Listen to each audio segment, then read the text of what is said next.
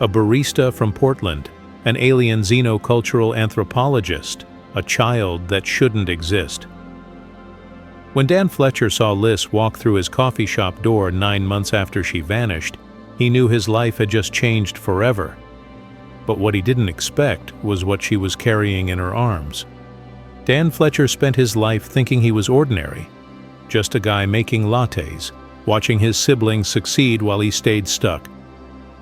Then one Tuesday morning, a woman with pearlescent skin, violet eyes, and a voice that sounded too perfect walked into the daily grind. Liz wasn't just different. She was from another world, sent to study humanity. But studying turned into something neither of them could control. What I'm about to tell you defies every rule in the galaxy. A love that broke interstellar protocols. A child declared biologically impossible. And one man's stand against an entire alien civilization that wanted to take his daughter away.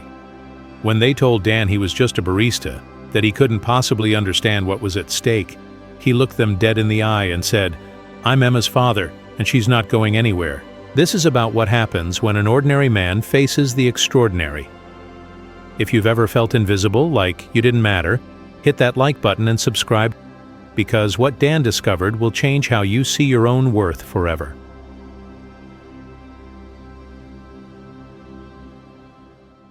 Dan Fletcher knew he wasn't special. He was 29, a barista in Portland, Oregon, and his biggest claim to fame was probably the latte art he sometimes managed with a steady hand. He made good coffee, he was friendly enough, and he lived in a small apartment above a bike shop. His life felt beige, especially compared to his older sister, a high-powered lawyer, and his younger brother, a surgeon already making waves in his field. Dan often joked that his greatest talent was his self-deprecating humor, a shield against the nagging feeling that he was just treading water while everyone else was swimming laps. Inside, though, he harbored a secret, a thick dog-eared manuscript hidden under his bed, a sprawling, ambitious sci-fi novel he'd been tinkering with for years. He dreamed of starships and alien diplomacy, of heroes who actually saved the galaxy, not just served double-shot espressos. But even that dream felt a bit too big for him, too outlandish for a guy who often struggled to pay his electric bill. One Tuesday morning, the ordinary hum of his coffee shop, the daily grind, was broken by the tinkling of the bell above the door. A woman walked in, and Dan, for once, forgot about his mediocre existence. She was tall, with skin that had an almost pearlescent quality, and eyes that were a deep, startling violet. Her hair, a shade of silver Dan had only seen in old movies, was pulled back in a severe, elegant braid. She wore a simple dark jumpsuit that seemed to shimmer faintly, and her posture was impossibly straight. This wasn't just a new customer. This was something else entirely. Liz Torrent, as she introduced herself with a voice that was perfectly modulated, almost too clear, was a Virian xenocultural anthropologist. She ordered a black coffee, no sugar, no cream, and then, completely out of the blue, asked, "Is it standard human social protocol to engage in small talk with individuals providing sustenance services?" Dan blinked. He'd heard some weird questions in his time, but that one took the cake.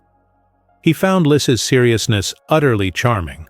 Her questions, always phrased with a formal, almost scientific precision, were never rude, just different. She'd ask things like, "What is the evolutionary benefit of humor in human interaction?" Or, "Explain the socio-economic implications of recreational pet ownership." Dan, usually quick with a sarcastic quip, found himself genuinely amused. He'd laugh, a real full-bellied laugh that seemed to disarm her slightly. A faint flush would appear on her pearlescent cheeks, and her violet eyes would widen just a fraction. Slowly, their daily interactions at the coffee shop began to change. He started customizing her coffee, adding a hint of cinnamon one day, a dash of hazelnut syrup the next, trying to coax a different reaction from her. She, in turn, began to ask less formal questions, though still analytical, about his life, his interests, his thoughts on the human condition. Liz, unbeknownst to Dan, possessed a passive, empathic reading ability. Most Virians kept it suppressed, a tool for objective observation, not for messy emotional entanglement. But around Dan, it was different. She sensed his hidden kindness, a deep well of empathy beneath his jokes. She felt the quiet hum of his creativity, the vibrant, detailed worlds he built in his mind, and the deep-seated insecurities that kept them hidden. His humor, she realized, wasn't just a shield. It was a desperate attempt to connect, to make others comfortable, to deflect attention from his own perceived shortcomings. This raw, unfiltered exposure to human emotion, especially Dan's complex inner landscape, began to chip away at her Virian training, which emphasized objectivity and emotional detachment above all else. Her mission was to observe, to report, to maintain distance. But Dan's genuine warmth, his easy laughter, and his almost painful vulnerability were making that distance impossible. An undeniable attraction began to bloom between them. It was a strange, impossible thing, a pull that defied logic and interstellar protocols. Dan, who had always felt invisible, found himself seen, truly seen, by this extraordinary woman. Liz, who had been trained to compartmentalize emotion, found herself drawn to the messy, vibrant chaos of Dan's feelings. They both knew it was impossible. Liz's mission was temporary, her time on Earth limited, and the chasm between their species, their worlds, was vast. Yet, the feeling persisted, growing stronger with each shared smile, each lingering glance, each quiet conversation over a custom-made coffee. The internal conflict was a constant hum beneath their interactions. They were two people, or rather, one person and one alien, standing on the precipice of something they knew they couldn't pursue. But the burgeoning feelings, those inconvenient, powerful feelings, were already beginning to shape their impossible future. Dan and Liz both understood the rules, the protocols, the sheer impossibility of their situation. But understanding didn't stop the feeling, it only intensified it. They chose, consciously and with a sort of desperate urgency, to pursue what was growing between them, knowing their time was short, a fleeting moment in a vast universe. Their relationship developed with a speed and depth that surprised them both. Every day felt like a week, every week a lifetime. They explored Portland, not just the tourist spots, but the quiet corners, the hidden bookshops, the small independent art galleries. They talked for hours, sharing personal stories late into the night, often over cups of Dan's meticulously crafted coffee. Dan found himself opening up about his life, his family, the constant internal pressure to achieve something, anything, that would make him feel less ordinary. Liz, in turn, began to reveal more about herself. She spoke of her aristocratic Virian background, a world of structured thought and emotional control, where every action served a larger, societal purpose. She talked about the emotional repression she had experienced, how feelings were often seen as inefficiencies, distractions from logical progress. She described her homeworld, a place of breathtaking technology and serene beauty, yet one that felt, to her now, strangely sterile. Dan listened, fascinated, drawing parallels to his own life, to the unspoken expectations that had always weighed him down. He shared his secret aspiration, the sci-fi manuscript he had been working on for years, hidden away in a dusty folder on his old laptop. It was a story about an ordinary man who found himself in an extraordinary situation, a subtle reflection of his own hopes and fears. He had never shown it to anyone, convinced it wasn't good enough, that it would just confirm his mediocrity. But Liz wasn't just anyone. As she experienced human emotions more intensely, she found an unexpected freedom and vulnerability with Dan. She took his manuscript, her violet eyes scanning the pages with a speed Dan couldn't comprehend. As she read, her expression shifted. Dan watched, nervous, expecting the usual analytical critique. Instead, she was deeply moved. She saw the genuine love and honesty in his writing, the raw passion for storytelling that he had tried so hard to hide. She told him it was beautiful, that it spoke of a deep understanding of connection and hope, qualities she was only just beginning to grasp. Her words, so earnest and unburdened by the usual Virian formality, challenged his self-perception, the long-held belief that his creative efforts were somehow lesser. He started to believe, just a little, that maybe, just maybe, he wasn't as mediocre as he thought. Liz, through her relationship with Dan, began to realize something profound. Being imperfect, making mistakes, allowing herself to feel the full spectrum of human emotion, these things were not weaknesses. With Dan, who loved her for who she was, flaws and all, she found a profound sense of liberation she had never known existed. Her Virian upbringing had valued perfection above all else, a relentless pursuit of order and objective truth. But Dan showed her the beauty in messiness, the strength in vulnerability, the joy in simply being. She started to question everything she had been taught, everything she had believed about her own identity and purpose.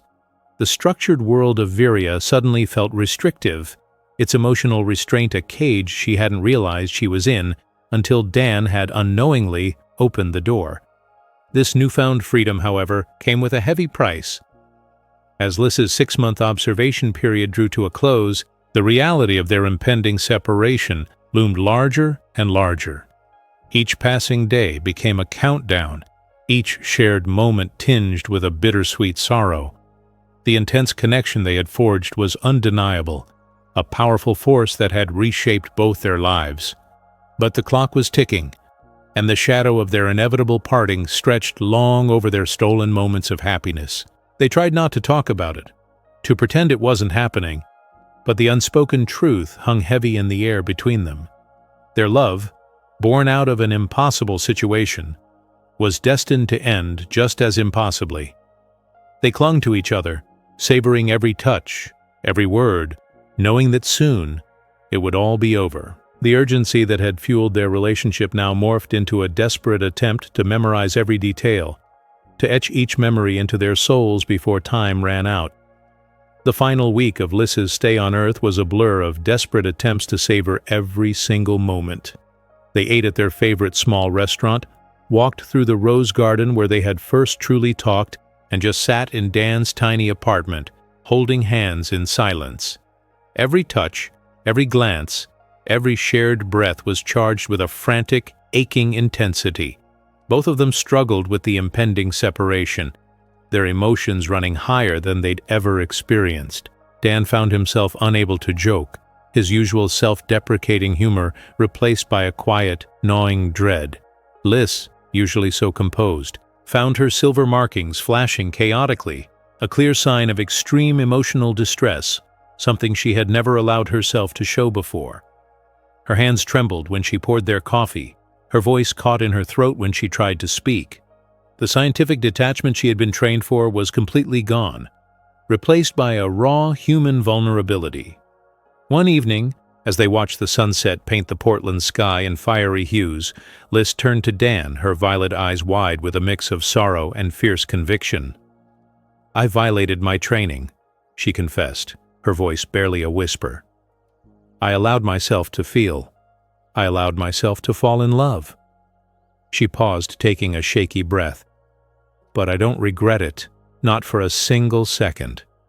Her silver markings, usually a subtle pulse beneath her skin, flared brightly, like tiny internal lightning strikes. It was a visible manifestation of the emotional storm raging inside her, a storm she was no longer fighting to suppress. She looked at Dan, her gaze unwavering. "You showed me a part of myself I didn't know existed, a part that is messy and imperfect, but real." Dan, for the first time in his life, found himself unable to default to his usual coping mechanism of self-deprecating humor. There was nothing funny about this. He took her hands, his grip firm and reassuring. "Liz," he said, his voice thick with emotion, "you didn't just show me a part of myself. You showed me all of myself." He looked down at their intertwined hands, then back up at her. "Before you, I was just drifting. I thought being ordinary was my fate, something to make jokes about. You made me see that there's nothing ordinary about caring, about creating, about loving. You helped me see my own worth." He paused, a small sad smile touching his lips. "You made me believe that my stories, my feelings, mattered. That I mattered." His grief was already a heavy weight in his chest, but beneath it, a quiet strength had begun to form, a testament to the profound impact she had on him. He wasn't the same man who had served her coffee 6 months ago. He was someone who had loved, deeply and truly, and that changed everything. They spent their final night together in a poignant blend of love, sorrow, and unspoken promises. Every touch was a silent conversation, every kiss a desperate attempt to memorize the feel of her lips, the scent of her skin. They didn't talk much, the words feeling too small, too inadequate to capture the enormity of what they were feeling, what they were losing. Instead, they communicated through the quiet intimacy of their bodies, the shared rhythm of their breathing. Dan held her close, tracing the delicate lines of her silver markings, feeling the subtle thrum beneath his fingertips. He wanted to freeze time, to hold on to this moment forever. But he knew it was slipping away, second by agonizing second. Liz leaned into him, her head on his chest, listening to the steady beat of his heart, a sound that had become her anchor in this strange new world of human emotion. The deep connection solidified between them, an unbreakable bond forged in the crucible of their impossible love. They knew this was goodbye, but it was also a promise, an unspoken vow that no matter how far apart they were, a part of them would always be intertwined. When Dan woke the next morning, the space beside him was empty. The sheets were cool, the air still. Liz was gone. Just as she had arrived, she departed without a trace, as per protocol. There was no note, no lingering scent of her perfume, nothing to mark her physical presence. Only the lingering ache in his chest, the phantom weight of her head on his shoulder, and the quiet echo of her confession remained.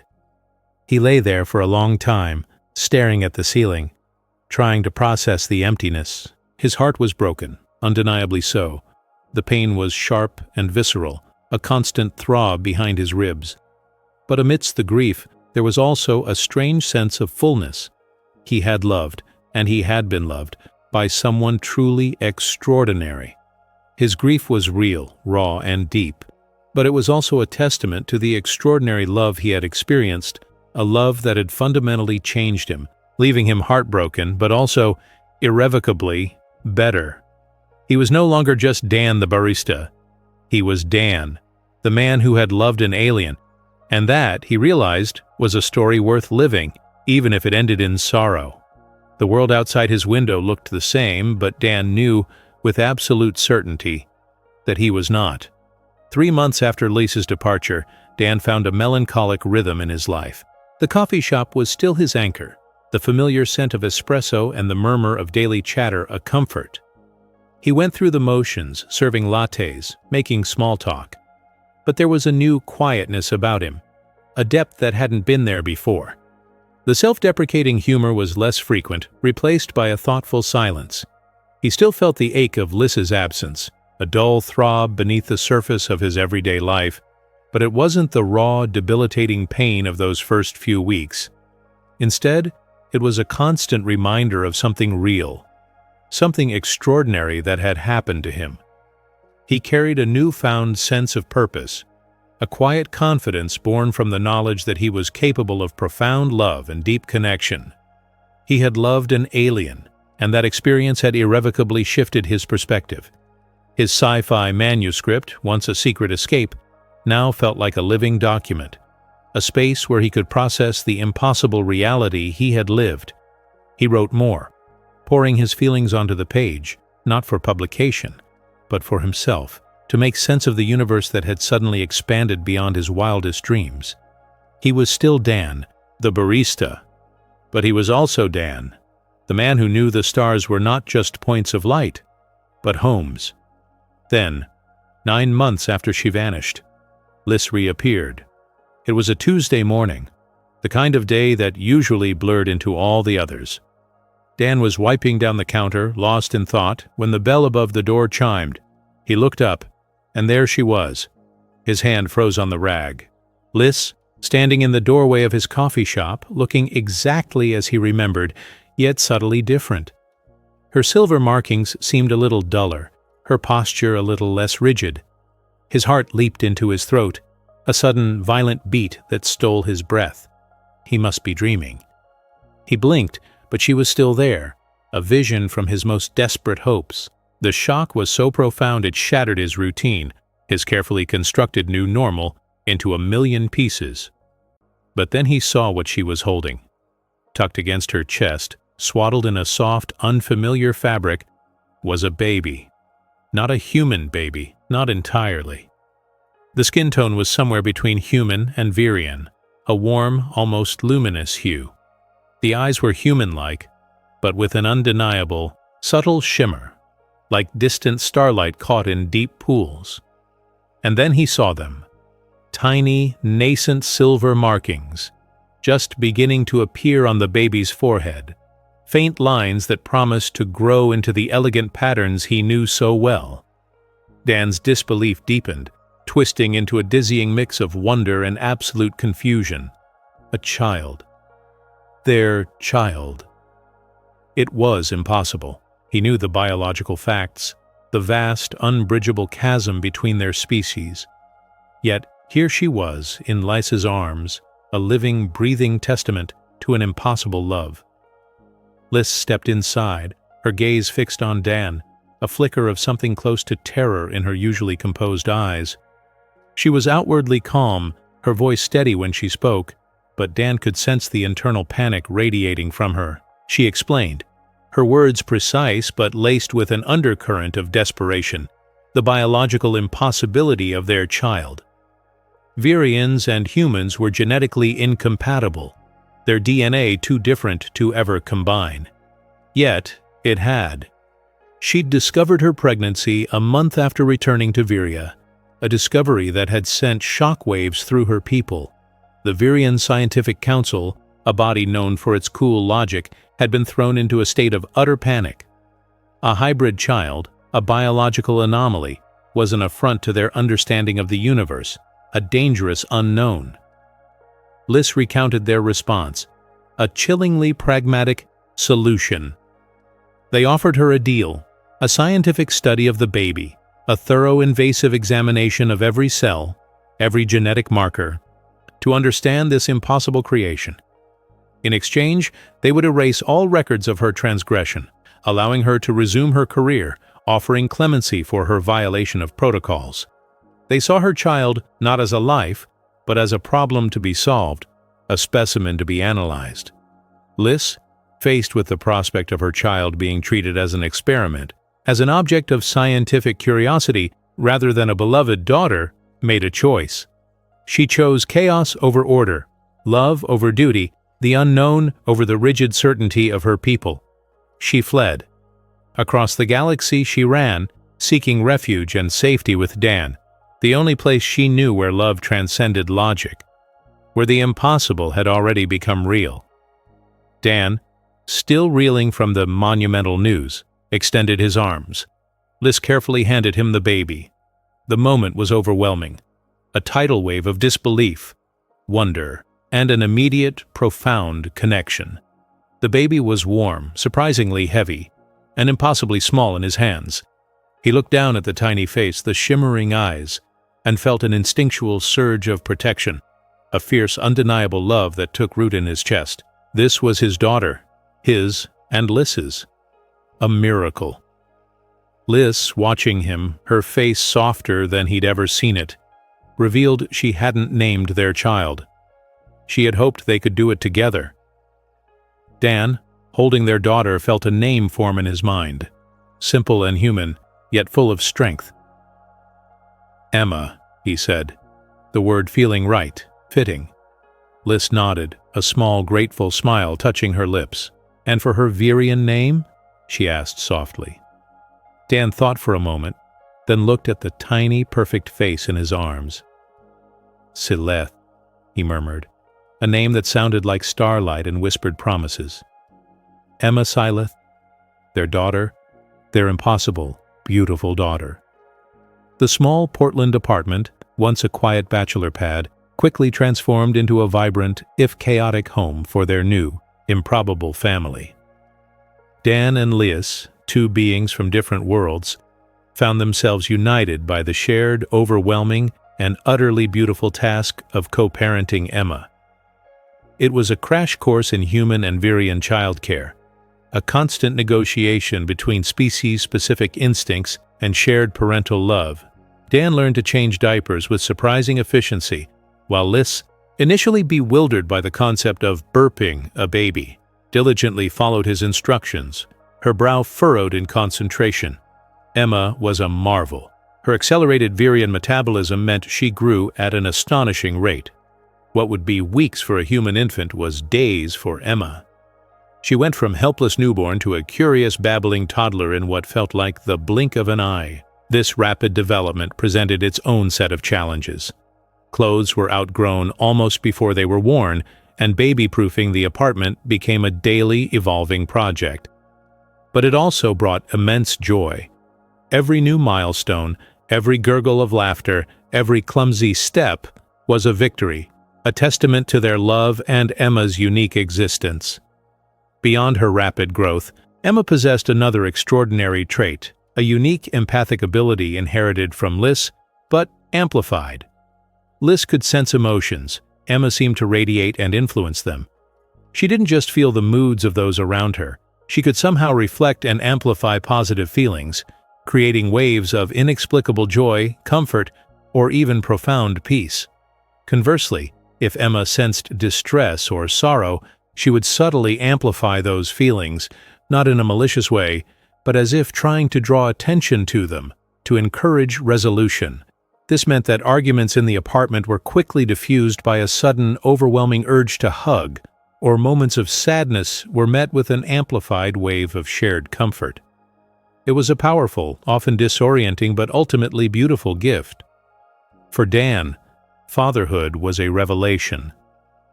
The self-deprecating barista who once felt mediocre compared to his successful siblings found a profound purpose in Emma.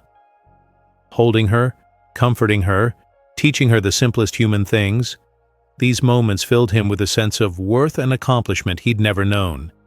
He embraced his role with an unwavering dedication, proving to himself and to Liz that an ordinary guy could indeed achieve extraordinary things through love and commitment.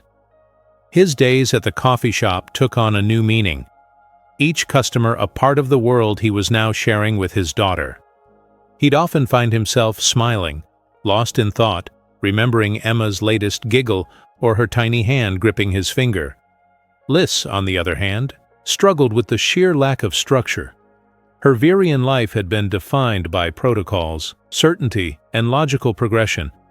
Earth, and especially human parenthood, was a whirlwind of unpredictable emotions, illogical decisions, and constant uncertainty. She made many imperfect mistakes, from accidentally oversalting a meal to misinterpreting Emma's cries. But Dan was always there, patient and reassuring.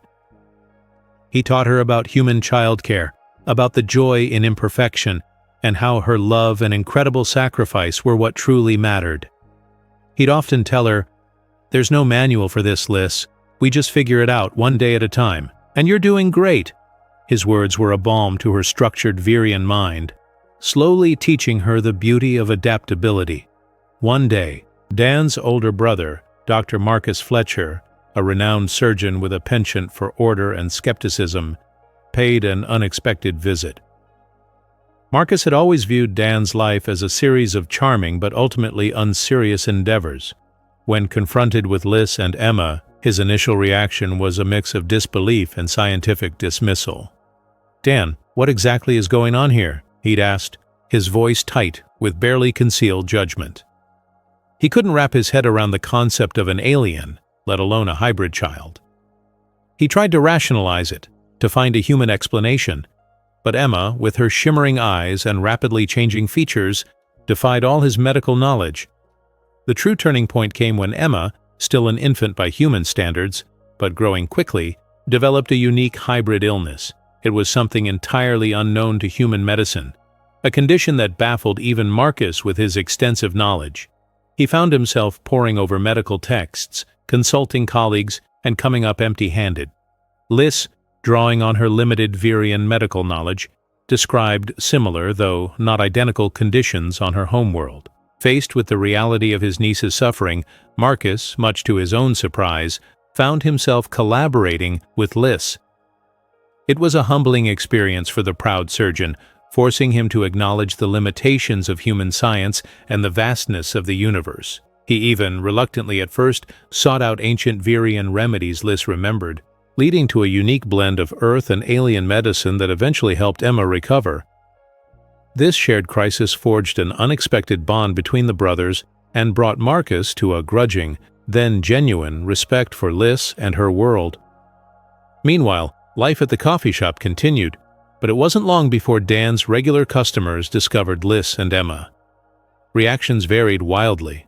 Some, like the perpetually grumpy Mr. Henderson, openly displayed xenophobia, muttering about freaks and things that don't belong.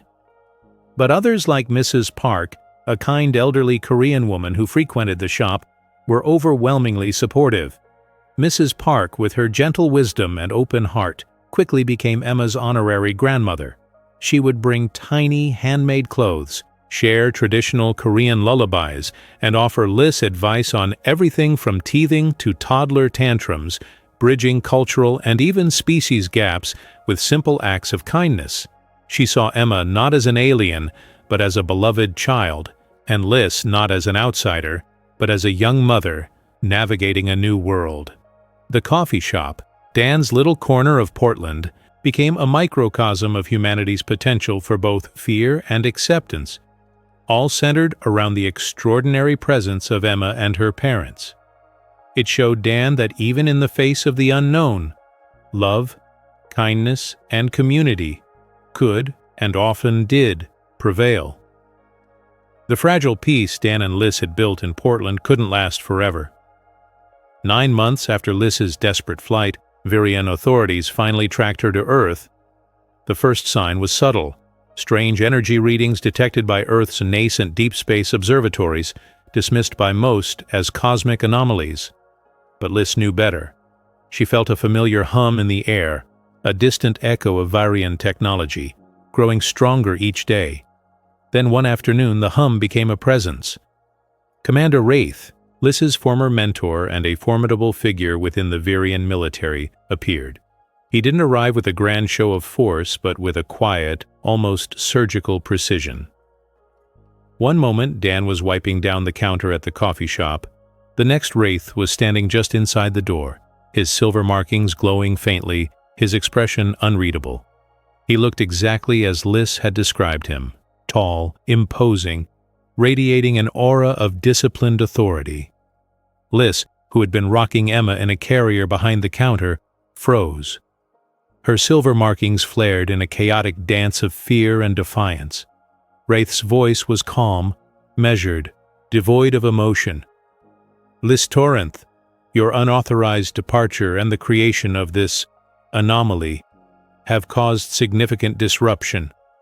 He glanced at Emma, a flicker of something unidentifiable in his eyes before it was quickly suppressed. He explained the Virian Council's position not as a threat, but as a statement of fact. "Return with the child. Cooperate with the genetic research. Your career and a measure of clemency can be salvaged." He tried to appeal to Lys's ingrained sense of duty, her deep-seated respect for order, the very principles he had instilled in her. He painted a picture of a stable, structured future, contrasting it sharply with the messy, unpredictable life she was living. He spoke of the greater good of Virian science, of understanding this unprecedented biological event. Dan, who had been listening, felt a primal surge of protectiveness. He stepped forward, placing himself between Wraith and Lys. "She's not an anomaly. She's our daughter," Dan said, his voice surprisingly steady, despite the tremor in his hands. He hadn't just found courage, He had grown into it, nurtured by the love he felt for Liz and Emma. "Emma has a right to exist. She's not an experiment for your labs." He challenged Reith's perception of advanced civilization, pointing out the Virians' cold, clinical approach to life. He argued that true advancement wasn't about technological prowess, but about empathy, about valuing individual life above all else. Reith looked at Dan, his gaze dismissive. "You are a barista human. You cannot possibly comprehend the implications of this situation, the threat this hybrid represents to universal protocols." His tone was laced with a barely concealed contempt for Dan's perceived insignificance. Dan met his gaze, refusing to back down. "Maybe I'm just a barista, but I'm also Emma's father. And as her father, I'm an expert on her right to a free life. She's not going anywhere with you." The confrontation hung heavy in the air, the tension almost suffocating. Liz, watching Dan, saw not just a man she loved, but a warrior defending his family, a revelation that both terrified and deeply moved her.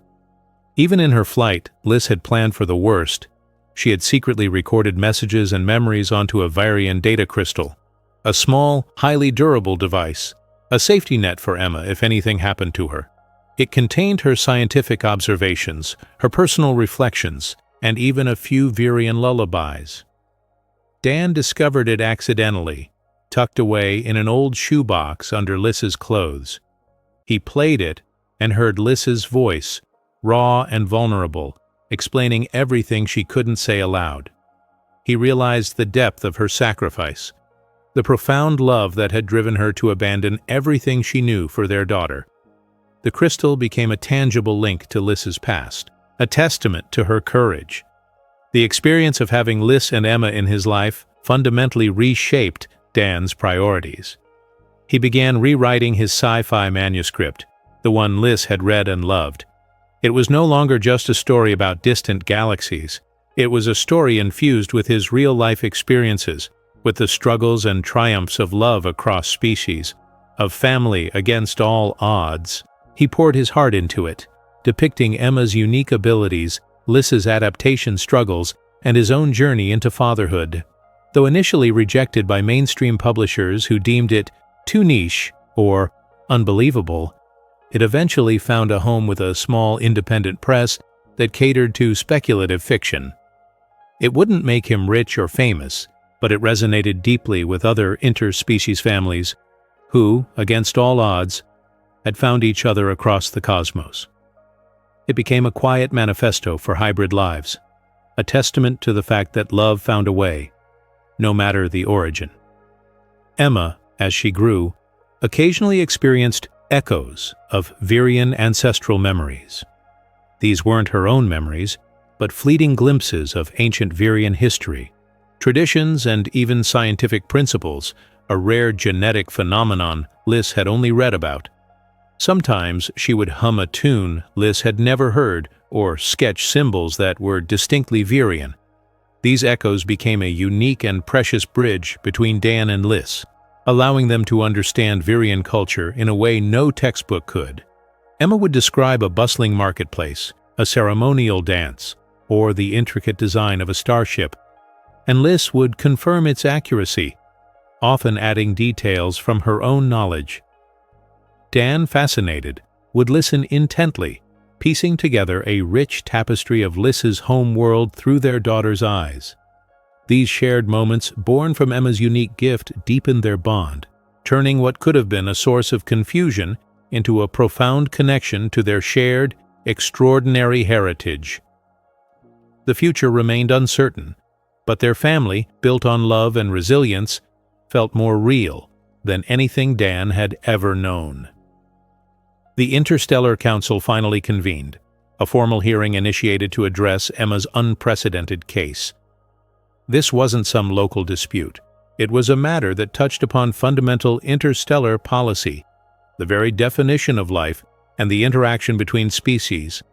Earth, still considered an emerging species, had no official voice on such a grand stage. Its representatives, mostly scientists and diplomats, were allowed only as observers, their opinions carrying little weight among the ancient, established civilizations. Yet, Emma's existence, the undeniable proof of a hybrid, became a test case, a living question mark challenging centuries of galactic law and biological understanding. The chamber was vast, filled with beings of unimaginable diversity, some shimmering, some solid, some communicating through light, others through resonant frequencies. The air itself felt thick with unspoken judgments and scientific curiosity. Dan, a barista from Portland, stood before them, feeling acutely aware of his place in this cosmic drama.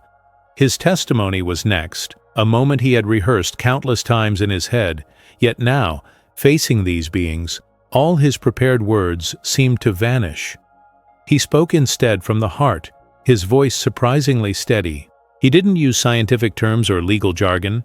He talked about Emma, about her laugh, her rapid growth, her unique way of making everyone around her feel lighter. He described her empathic waves, how she could sense sadness and bring joy. He spoke of Lys's courage, her sacrifice, and the impossible love that brought them all together. Dan focused on the inherent value of individual life, on the idea that love, true unconditional love, transcended species, protocols, and scientific classifications. He wasn't arguing for legal precedent. He was arguing for a child's right to exist, to be loved, to have a family. His words were raw, emotional, a stark contrast to the sterile environment of the council chamber. He wasn't a diplomat, he was a father, and he spoke with the conviction of one. He looked directly at the council members, his gaze unwavering, conveying a simple truth. Emma was real, she was good, and she deserved a life. He ended by saying that if this council, with all its wisdom and advanced technology, could not see the value in a life born of love, then perhaps their advancement was not as complete as they believed. A hush fell over the chamber, heavy with the weight of his honesty. Lys followed Dan, her usual composure fractured. Her voice, when she spoke, was barely above a whisper at first, then gained strength as she looked at Dan, then at Emma, who was being held by Mrs. Park in the observation gallery. Lys challenged her entire Varian upbringing, the rigid adherence to order and perfection. She admitted her failure by Virian standards, her decision to feel, to love, to have a child with a primitive. But she didn't regret it. She confessed that Dan, this barista from an emerging planet, and the other primitives he surrounded himself with, had taught her more about life, about what it meant to be truly alive, than all her years of Virian training. They taught her that love transcends perfection, that it demands presence, vulnerability, and a willingness to embrace the messy, beautiful chaos of existence. Her silver markings, usually a precise indicator of her emotional state, flickered wildly, reflecting the turmoil and the profound conviction she felt. She spoke of the peace she found in imperfection, the strength in vulnerability, and the overwhelming love she felt for her daughter, a love that defied all Virian logic. Amidst the extreme emotional tension of the proceedings, a subtle but profound shift began to occur. Emma, sensing the deep-seated anxieties and the clashing emotions of the countless beings present, unconsciously activated her empathic power on a scale she had never reached before. A wave, not of sadness or anger, but of pure, unconditional love emanated from her. It wasn't a forceful blast, but a gentle, pervasive warmth that spread through the chamber, touching every being. For a fleeting moment, the ancient, logical minds of the council members, the stern faces of the Virian delegation, even the jaded observers, experienced something akin to profound peace, a memory of pure joy, a sense of belonging. It was a feeling that bypassed language and logic, speaking directly to the core of their beings. Even Commander Wraith, who had maintained his stoic, cynical demeanor throughout, was visibly affected. His rigid posture softened almost imperceptibly. For a brief instant, a memory, long buried under layers of duty and protocol, surfaced. He saw himself as a small Virian child, nestled safely in his mother's arms, feeling utterly cherished and protected. It was a rare moment of unguarded emotion, a poignant reminder of a forgotten humanity, a universal connection that transcended his species' detached rationality. He quickly suppressed it, his face readopting its usual mask, but the fleeting moment had left a mark. The council members, usually unflappable, were visibly affected by the testimonies and, more profoundly, by Emma's unconscious empathic influence. They exchanged glances, their complex communication methods conveying something beyond simple words. The sterile, logical atmosphere of the chamber had been irrevocably altered by the raw emotion and pure love that had filled it. They retired to deliberate, their usual swift and decisive processes momentarily stalled by the enormity of what they had just witnessed. The outcome remained uncertain, hanging precariously in the balance, a tiny human-Virian hybrid child at the center of an interstellar debate. Dan held Lys's hand, both their futures and Emma's, resting on the decision of beings who had once considered them little more than biological anomalies. The waiting was agony, but a flicker of hope, born from Emma's inexplicable gift, remained. The agonizing wait stretched on, each second feeling like an eternity. Dan and Lys sat together, their hands clasped, surrounded by the quiet hum of the council chamber. The air, still thick with the lingering echo of Emma's empathic surge, felt different, softer. Finally, the council members returned, their expressions unreadable. The lead elder, a being of pure light and shifting geometric forms, projected their decision directly into the minds of everyone present. It wasn't a full endorsement, nor was it a condemnation. They granted a humanitarian observation period. Emma would be allowed to remain on Earth with her parents, but under strict, albeit distant, supervision. It wasn't a perfect resolution, far from it, but it was a crucial chance, a glimmer of hope in a situation that had seemed impossible. Lys, too, received conditional amnesty. Her actions were not fully forgiven, her breach of Virian protocol a serious offense in their rigid society, but her deep love for her daughter and the undeniable uniqueness of Emma's existence had swayed them. She could stay on Earth, but her status as a Virian citizen was suspended indefinitely. It was a trade-off, a life without the structured order she had always known, but a life with Dan and Emma, a life she now knew she truly wanted. Returning to Portland felt like stepping back into a dream. The familiar scent of coffee, the sound of streetcars, the rain-slicked streets.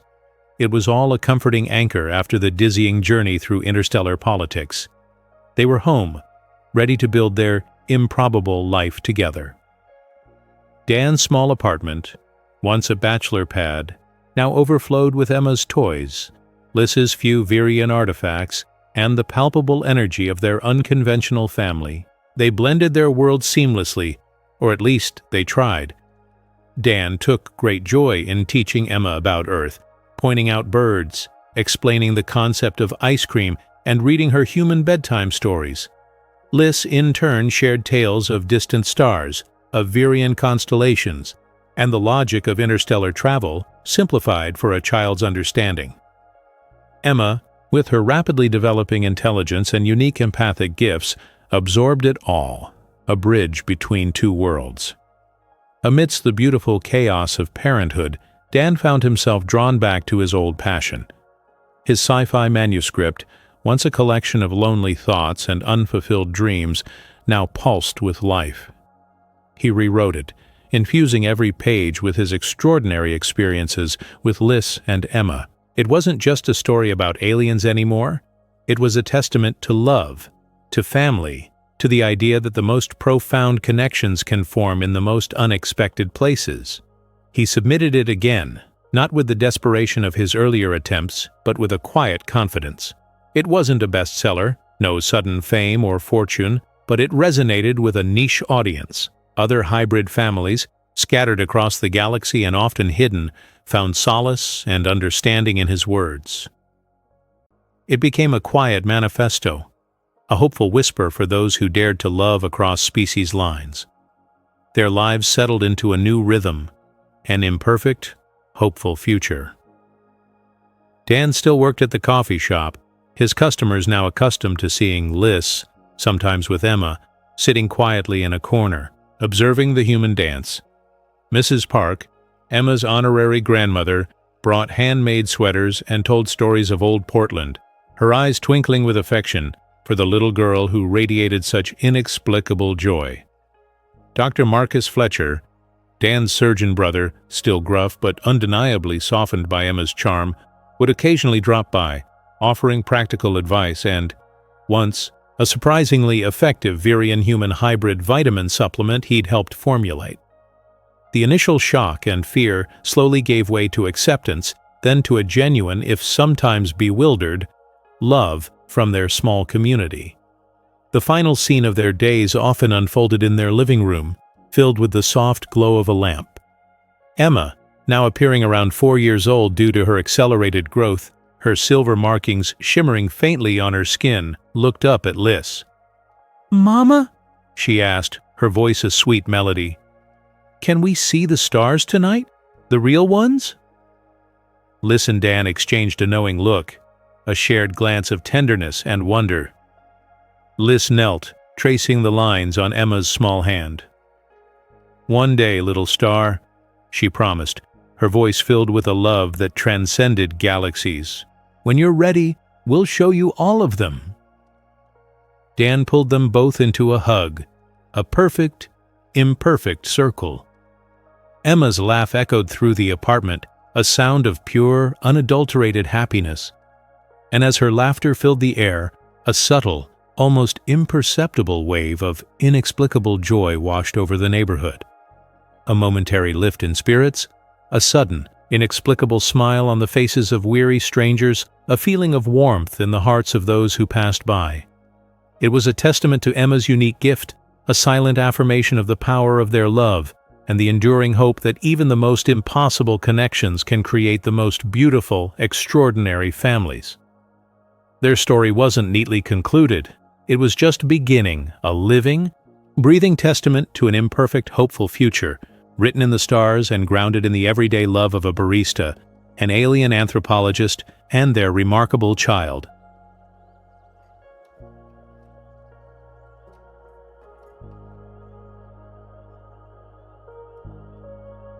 Sometimes the universe reminds us that being ordinary is a lie we tell ourselves.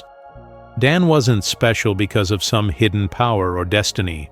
He became extraordinary the moment he chose to stand up for what mattered. When the entire galaxy looked at his daughter and saw an anomaly, a problem to be solved, he saw Emma. Just Emma. And that made all the difference. Here's what I need you to understand. Your worth isn't measured by your job title, your achievements, or how you compare to others. It's measured by what you're willing to fight for when everything's on the line. Dan proved that love, real unconditional love, is the most powerful force in the universe. Not technology, not logic. Love. So let me ask you this. Have you ever been told you weren't enough? That you couldn't possibly understand something because of who you are or where you come from? What would you sacrifice for the people you love? What line would you refuse to cross? If this story hit you somewhere deep, write the word worthy in the comments. And tell me, where are you watching from? Drop that, like if you believe that ordinary people can do extraordinary things. Subscribe to Multiverse HFY and hit the bell so you don't miss the next story that'll make you question everything you thought you knew about humanity's place in the universe. Share this with someone who needs to hear it today. Thanks for being here and being part of this community. Remember, you're not just a barista, or just anything. You're exactly what the universe needs you to be.